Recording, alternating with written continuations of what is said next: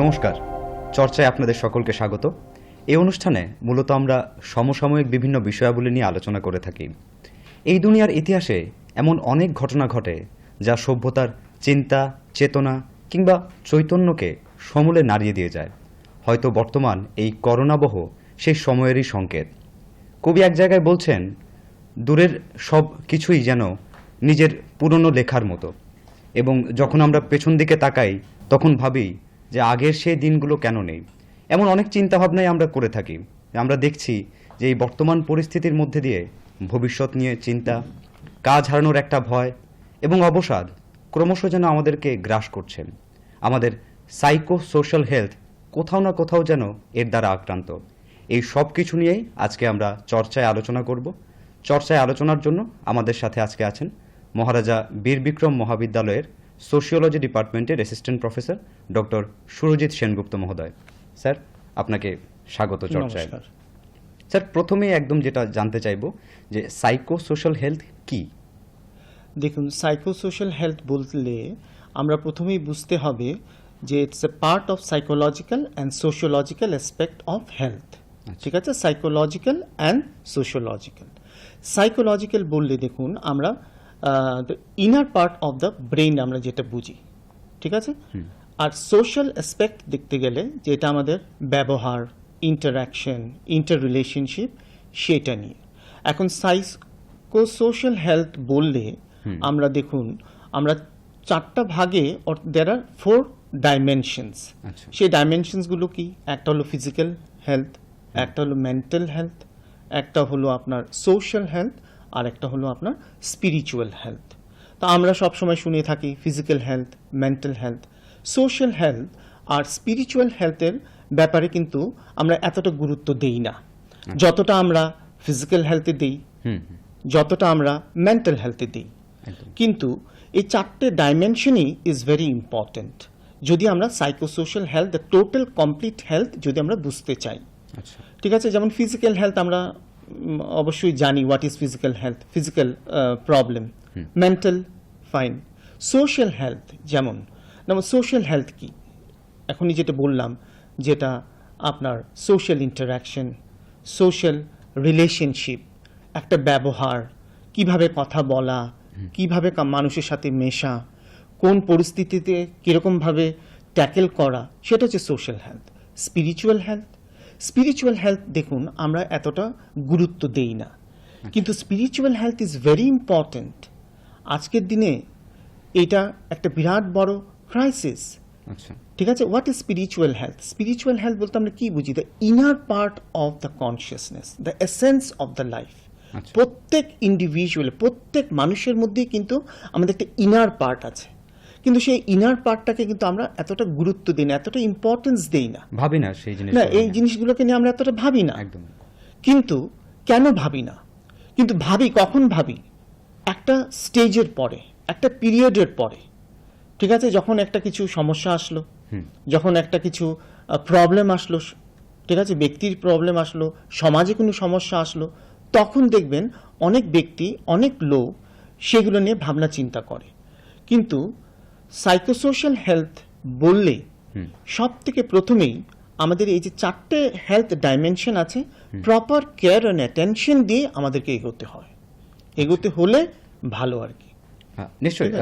সেক্ষেত্রে আপনি যেগুলো বলছেন যে ফিজিক্যাল হেলথ বা শারীরিক সুস্থতা, মানসিক সুস্থতা, আধ্যাত্মিক সুস্থতা এবং সামাজিক সুস্থতা, এই সবগুলি একটি মানুষের জীবনের সব থেকে গুরুত্বপূর্ণ পার্ট। এবার আমরা যদি একটু আমাদের সভ্যতার বিবর্তনকে দেখি, আমরা দেখব যে প্রথম থেকে আমরা এই যে শারীরিক সুস্থতা, সেটাতে আমরা মনোনিবেশ করেছি এবং বহু বছর, তা প্রায় 19বিংশ শতাব্দী কিংবা 19th সেঞ্চুরির শেষ দিকে আমরা মেন্টাল হেলথ কিংবা মানসিক স্বাস্থ্য নিয়ে আস্তে আস্তে ভাবতে শুরু করেছি, কাজ হয়েছে।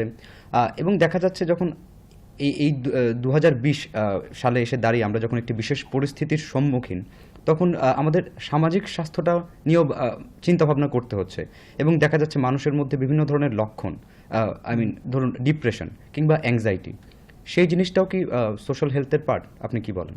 হ্যাঁ, 100 বার, এক্স্যাক্টলি এটাই তো এতক্ষণ বললাম আমি। ঠিক আছে, এই যে আপনি যে ওয়ার্ডটা ইউজ করলেন, অ্যাংজাইটি, ডিপ্রেশন, আজকে দেখুন আজকের দিনে প্রত্যেক মানুষের মধ্যেই এই দুটো কমপ্লেন আছে, অ্যাংজাইটি অ্যান্ড ডিপ্রেশন। কিন্তু এংজাইটি কেন, কি কারণে এংজাইটি? ঠিক আছে, এটা একটা মেন্টাল ডিসঅর্ডার। ঠিক আছে, এংজাইটি অনেক প্রকারের হতে পারে, যেমন একটা জেনারেল এংজাইটি আছে, জেনারেলাইজড এংজাইটি, ফোবিয়া এংজাইটি আছে, আচ্ছা, ওকে, তারপরে পোস্ট ট্রমেটিক ডিসঅর্ডার এংজাইটি, কোনো একটি বিশেষ accident-এর পর যখন কোনো যেটা একটা হয়। বিশেষ ইনসিডেন্টের পর। ঠিক আছে, তারপরে আপনার অবসেসিভ ডিসঅর্ডার যেটা, এটাও একটা এংজাইটি। তো এরকম ডিফারেন্ট টাইপস অফ এংজাইটি আছে। আজকের দিনে আমরা যেখানে দাঁড়িয়ে আছি, প্রত্যেক ব্যক্তির, প্রত্যেক ইন্ডিভিজুয়ালেরই দেখবেন তারা বলছে যে তাদের ভুগছে, এংজাইটিতে ভুগছে। হ্যাঁ, কেন এংজাইটিতে ভুগছে? এংজাইটিটা কি? এংজাইটিটা যদি অতি সাধারণভাবে যদি আমি বলি, তাহলে একটা নার্ভাসনেস, আচ্ছা, ঠিক আছে, একটা টেনশন, একটা চিন্তা, একটা সিম্পল, আজকে আপনি অফিসে যাবেন, এই আপনার এংজাইটি। অফিসে গিয়ে কি বলবো, আমার বস কি বলবে, বস যে কাজটা দেবে সেই কাজটাকে আমি কমপ্লিট করতে পারবো কিনা। সেম ক্ষেত্রে ছেলেমেয়েরা যখন স্কুলে কলেজে যাচ্ছে, তাদের এংজাইটি পড়াশোনা নিয়ে, পরীক্ষা নিয়ে, ডিফারেন্ট এংজাইটি হতে পারে। ফোবিয়া এংজাইটি, ঠিক আছে, কোনো একটা জিনিস দেখে আমরা ভয় পাচ্ছি। আচ্ছা, ঠিক আছে, ধরুন আজকে গিয়ে আমাকে কোথাও লেকচার দিতে হবে, আজকে গিয়ে কোথাও আমাকে ভাষণ দিতে হবে, অর জাস্ট একটা সিম্পল, আপনি 10 জনের সামনে কিভাবে আমি খাবো, এটাও একটা এংজাইটি, আচ্ছা, লোকে কি বলবে। আচ্ছা, ঠিক আছে না? তারপরে অনেক ধরনের এংজাইটি আছে, ধরুন রিপিটেটিভ ওয়ে, অবসেসিভ ডিসঅর্ডার যেটা, ঠিক আছে, দেখবেন অনেক লোক একটু পরপরই খালি নমস্কার করছে, বারবার হাত ধুচ্ছে। This is also type of anxiety. সাধারণত আমরা ওসিডি বলি। ওসিডি, হ্যাঁ, ওসিডি। ওসিডি বলি। তারপরে ধরুন আপনার এই যে পোস্ট ট্রমেটিক যেটা আপনি বললেন, কোন একটা ইনসিডেন্টের পরে, তো এইগুলো নিয়ে কিন্তু আমরা চলছি। ওকে, প্রত্যেকের মধ্যে আছে। এবার আসছি আপনার ডিপ্রেশনের ব্যাপার। Depression, what is depression? আজকাল এই ওয়ার্ডটাও ভেরি কমন। ঠিক আছে না? ডিপ্রেশন, ডিপ্রেশন হয়েছে ধরুন আপনার একটা লং পিরিয়ড অফ স্যাডনেস। ঠিক আছে, ওয়ার যেখানটা একজন ব্যক্তি, একজন মানুষ, দে লুজ অল দ্য ইন্টারেস্ট, আচ্ছা, all the hopes of life, তারপরে prolonged sadness, তার পেছনে অনেক কিছু কারণ থাকতে পারে। এবার যে তখন ডিপ্রেশনের কথা বলি, ডিপ্রেশন দেখুন আমরা আবার দুভাগে ভাগ করতে পারি, একটা হচ্ছে মাইনর ডিপ্রেশন, একটা হচ্ছে মেজর ডিপ্রেশন। আচ্ছা, ঠিক আছে না? না, minor depression it has got a link with আপনার যেটা অ্যাংজাইটি। আচ্ছা, ঠিক আছে, হচ্ছে না, হবে কি হবে, এই যে পড়াশোনা করলাম, চাকরি পাবো কি পাবো এটা কি না, কাইন্ড অফ ওভার থিঙ্কিং? না, ওভার থিঙ্কিং তো আছেই। সেই overthinking it leads to an depressive mood. আচ্ছা, ঠিক আছে না? প্রথমে যেটা বললাম, যেটা আপনার যে স্পিরিচুয়াল হেলথ, ঠিক আছে না, আগে আমি আমাকে বুঝি স্পিরিচুয়াল হেলথ কি বলছে, that the essence of the life. তার মানে আমার লাইফের একটা হোপ থাকতে হবে, আমার ফিউচার ব্রাইট হতে হবে। অনেক ক্ষেত্রে দেখা যাবে যে ধরুন আমরা ঠিক এগোতে পারছি না, কিন্তু we should not become hopeless. ঠিক আছে না? তার মানে কি, হোপলেস জিনিসটা জানি আমাদের মধ্যে আসে না। যদি হোপলেস জিনিসটা আসে, স্পিরিচুয়াল ওয়েলবিং হয়েছে আমার ফিউচারে হোপ আছে, হোপ আছে বলেই, পজিটিভ থিঙ্কিং থাকে বলেই আমরা এগিয়ে যাচ্ছি। আর স্পিরিচুয়াল হেলথের অপোজিটটা হচ্ছে স্পিরিচুয়াল ডিস্ট্রেস। ডিস্ট্রেস। ঠিক আছে না? আচ্ছা। Spiritual distress has got a linked with depression. হ্যাঁ, নিশ্চয়ই। আপনি ডিপ্রেশনের যখন কথা বলছি, আমরা অনেক সময় দেখি যে বর্তমান কিছুদিন ধরে আমরা দেখছি যে Situation. সোশ্যাল মিডিয়ায় কিংবা সামাজিক মাধ্যমে এই শব্দটি এবং অন্যান্য আনুষঙ্গিক বিভিন্ন ঘটনাও প্রচলিত হচ্ছে। এবার একটা ক্ষেত্রেও দেখা যাচ্ছে, যেমন আন্তর্জাতিক ক্ষেত্রে বা স্ব কর্মক্ষেত্রে, ধরুন যারা ধ্রুবতারা আমরা ধরে নিতে পারি, সাহিত্যের ক্ষেত্রে সিলভিয়া প্লাথ বলুন, আর্নেস্ট হেমিংওয়ে বলুন, কিংবা সিগমন্ড ফ্রয়েড বলুন, কিংবা সঙ্গীতের ক্ষেত্রে জিম মরিসন, চেস্টার বেনিংটন, এরা তো সর্বোচ্চ শিখরে, তাদের সাফল্যের সর্বোচ্চ শিখরে ছিল, এবং তারা কোথাও না কোথাও নিজেদেরকে আত্মহননের পথ বেছে নিয়েছেন একটা সময়, এবং দেখা যাচ্ছে সেটা একটা কোথাও স্টারডমকে এক্সাজারেট করার জন্য, কিংবা তাদের যে খ্যাতি সেটাকে আরও বাড়ানোর জন্য, এবং একটি যুব সম্প্রদায় সেটাকে অনুকরণ করার চেষ্টা করে। হয়তো আক্ষরিক অর্থে তাদের ডিপ্রেশন নেই। এই রকম সিচুয়েশনটাকে কিভাবে অ্যাড্রেস করা? না, এটা তো একটা মানে ইন্ডিভিজুয়াল সিলেক্টিভ ওয়েতে আপনি বলছেন। হ্যাঁ, কিন্তু এখন এইগুলো ক্ষেত্রে এই যে এক্সাম্পলগুলো আপনি বললেন, ঠিক আছে না, এখন তো তারাও কিন্তু ধরুন ডিপ্রেশন কাটিয়ে উঠে এসছে, because life is not a bed of rose. একদমই। রাইট? এই যে এক্সাম্পলগুলো যারা সাকসেসফুল আজকের দিনে, এটা সাকসেসফুল ছিল কিন্তু নিজেদের সুইসাইড করেছে একটা সময় সুইসাইড গিয়ে করেছে, হুম। ঠিক আছে না, কোনো না কোনো একটা কারণ। হুম। সেই কারণগুলো তো যেমন এই যে এক্সাম্পল বললেন, আজকের দিনও আমরা সেই কারণগুলো দেখতে পাচ্ছি, একদম। ঠিক আছে।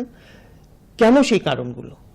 সেই কারণগুলোর মধ্যে সব থেকে প্রথমে যেটা হচ্ছে যে আপনার যে ইমোশনাল ডিসব্যালেন্স, আচ্ছা। It has linked with your যেটা মেন্টাল হেলথ হুম। প্লাস এটা আপনার স্পিরিচুয়াল হেলথ। হঠাৎ করে লোক ডিপ্রেসড হয়ে যাচ্ছে, কি কারণে ডিপ্রেসড হচ্ছে? জাস্ট একটা সিম্পল, একজন ভেরি সাকসেসফুল ইন্ডিভিজুয়াল, হুম। তার ধন দৌলত টাকা পয়সা পড়াশোনা সব কিছু, হি ইজ ভেরি হ্যাপি, কিন্তু তার একটা কোনো একটা স্পেশাল চাহিদা আছে, সেই চাহিদাটা সে মেটাতে পারছে না। আচ্ছা। সে মেটাতে না পারার সময় he is going in to the depression. এখানে একটা জিনিস আমার বলতে ইচ্ছে করছে, ধরুন যখন আমরা ডিপ্রেশনের কথা বলি, হুম। সেটা মাইনর ডিপ্রেশনই হোক মেজর ডিপ্রেশনই হোক, ঠিক আছে, ইন্ডিভিজুয়াল কিন্তু বুঝতে পারে, ব্যক্তি কিন্তু বুঝতে পারে হুম। যে আমি কিন্তু নর্মাল লাইফ থেকে কিন্তু আমি একটু দূরে সরে যাচ্ছি, আচ্ছা। এটা একটা সিগন্যাল। অনেক ব্যক্তি বুঝতে পেরেও বোঝার চেষ্টা করে না। আচ্ছা। অনেক ব্যক্তি বোঝার পরে they go for certain type of help, counselling, যেটা খুবই আচ্ছা। প্রয়োজনীয়। আচ্ছা। এখন depression at present situation hmm. যেটা আমাদের সোসাইটিতে যাচ্ছে, আমরা বেশিরভাগ ক্ষেত্রেই দেখছি যে people are suffering from depression. Minor depression আমি বলছি না, কিন্তু অনেক সময় দেখা যাচ্ছে মাইনর ডিপ্রেশন থেকে কিন্তু মেজর ডিপ্রেশনে লিড করে, ঠিক আছে। একদম। ডিপ্রেশনের কারণ যেটা আমি বললাম, মানে লোনলিনেস, হুম।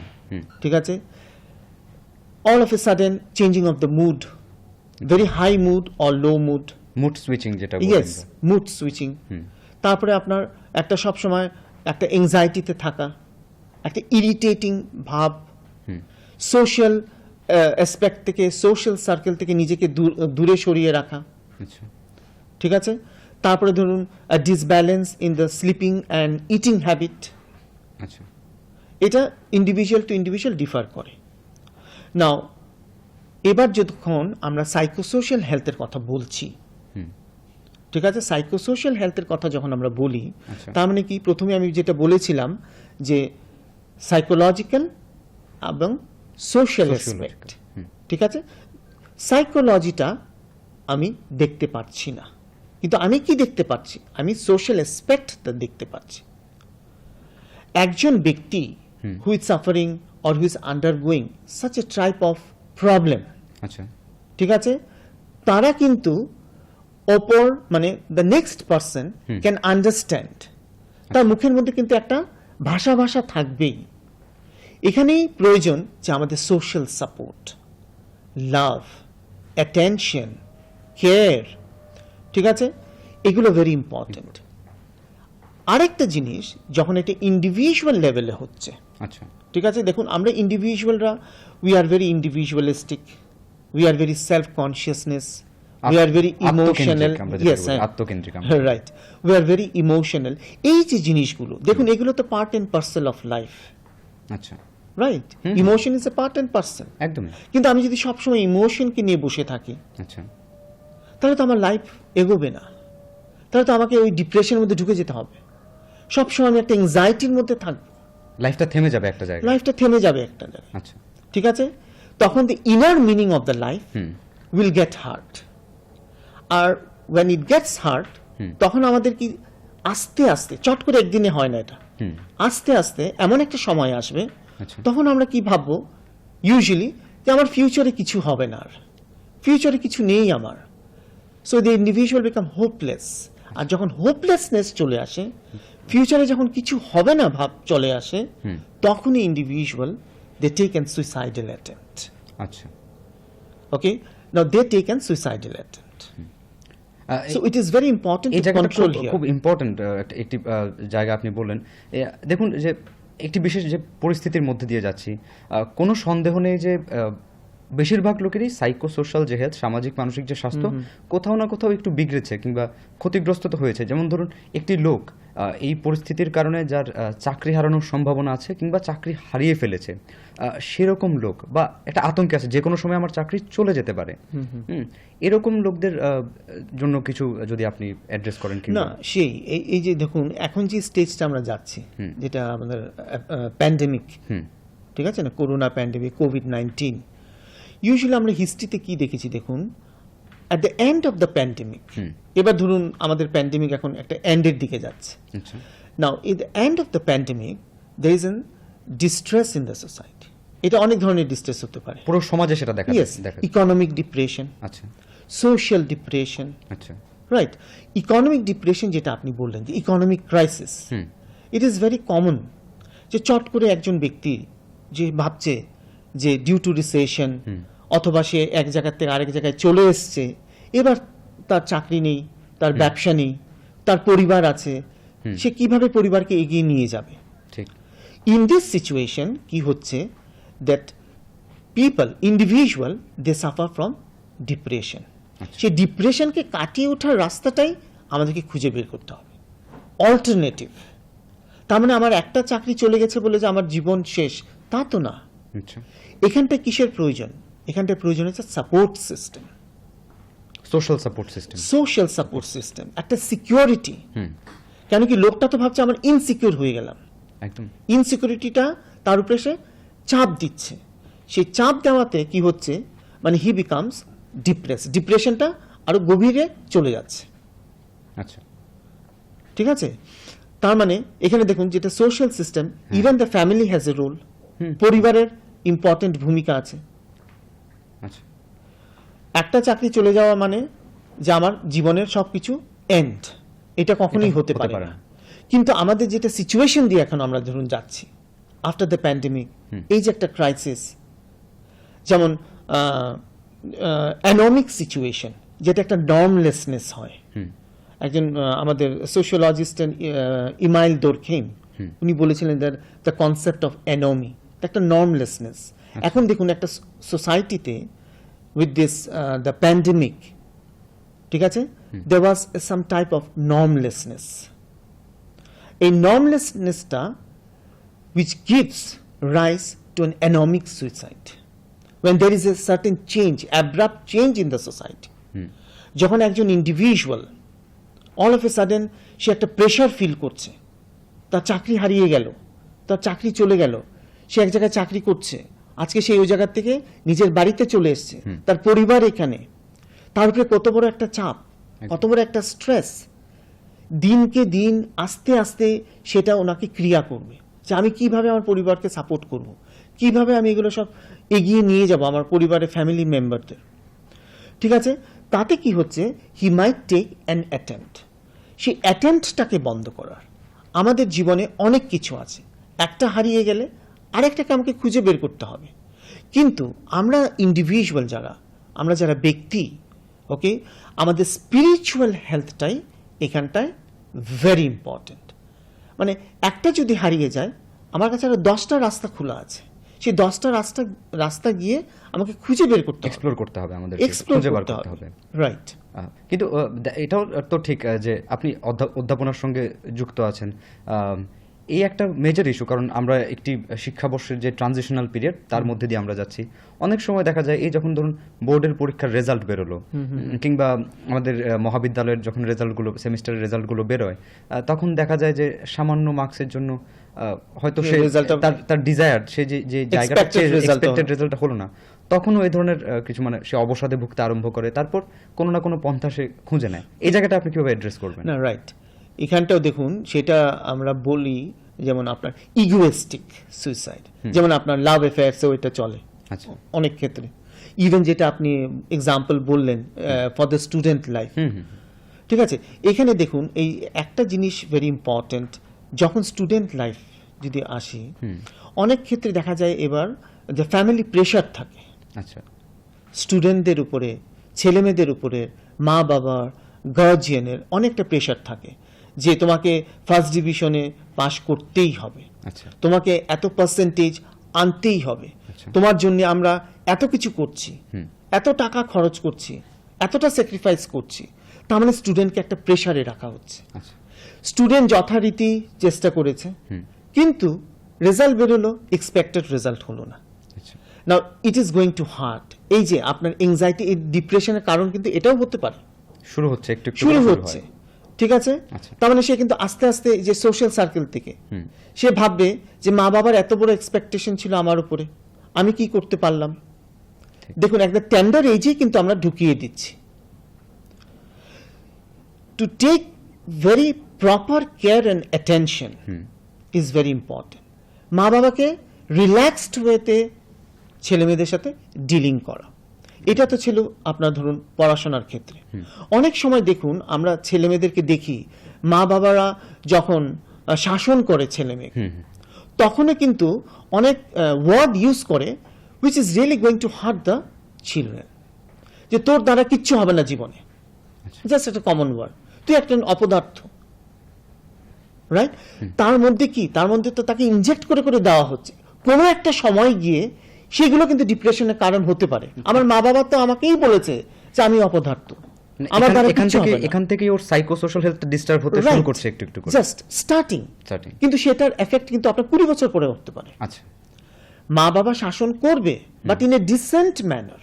আচ্ছা যে এই যে ওয়ার্ডগুলো, তোমার দ্বারা কিচ্ছু হবে না, আচ্ছা তুমি একজন অপদার্থ, তোমার সাথে তোমার জীবনে কিচ্ছু হবে না, এইগুলো কথা ছাড়াও তো অন্যভাবে তো মা বাবা শাসন করতে পারে। ঠিক আছে? তার মানে দেখুন, প্রত্যেকটা সিচুয়েশনে কিন্তু আমরা যখন কথা বলি, ইন্টারঅ্যাক্ট করি, আমার ব্যবহার যেটা সোশ্যাল অ্যাসপেক্ট, সেগুলোকে কিন্তু খুব ট্যাক্টফুলি মানিয়ে নিয়ে আমাদেরকে এগিয়ে যেতে হবে। যেমন আপনার physical health, mental health, okay, there are medicines for this. আচ্ছা ঠিক আছে? এক্সামিনেশন হয়, কিন্তু যখন আপনার সোশ্যাল হেলথ বলুন, ঠিক আছে, এই যে মা বাবার রিলেশন ছেলে মেয়েদের সাথে, এই যে পড়াশোনার এক্সপেক্টেড রেজাল্ট হলো না, এই যে একজন ব্যক্তির চাকরিটা চলে গেল ডিউ টু এনি রিজন, সে এখন ইকোনমিক প্রেসারে ভুগছে, ইকোনমিকের সাথে সোশ্যাল প্রেসার, কত রকম সাপোর্টের প্রয়োজন, কিন্তু কি হচ্ছে, এক্সপেক্টেড সাপোর্ট পাচ্ছে না, একদম উল্টো তার উপরে আরো প্রেসার।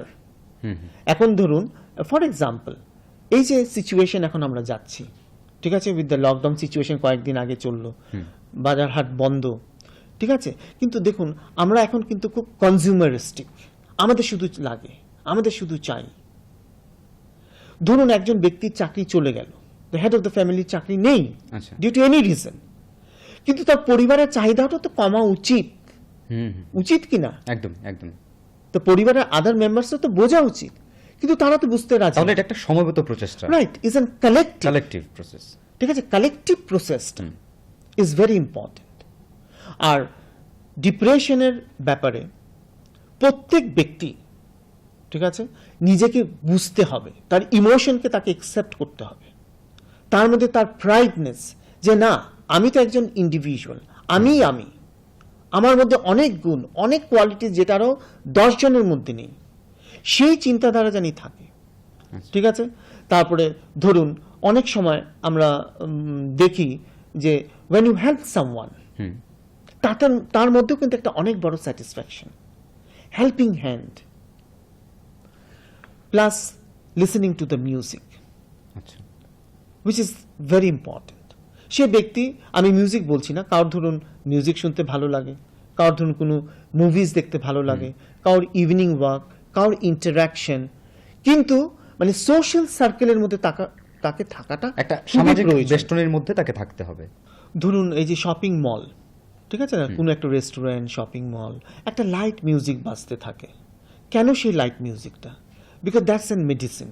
আচ্ছা, ঠিক আছে, different types of music, because that is also type of therapy.